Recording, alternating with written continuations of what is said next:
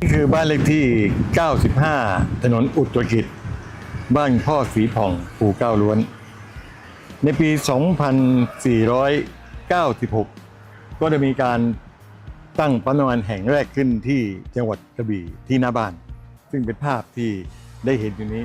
แล้วก็จะมีภาพของผมที่เป็นตัวเล็กครับ แล้วก็พี่ชายคนหนึ่งอยู่นี่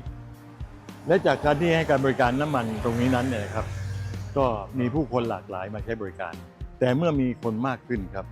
ก็จำเป็นต้องย้ายไปอยู่ที่ใหม่ ก็ไปเป็นปั๊มเชลอยู่ที่บริเวณตรงข้ามกับปูดำเรียกว่าเป็นปั๊มเชลแห่งที่2นะครับจากบ้าน เพราะฉะนั้นจากการ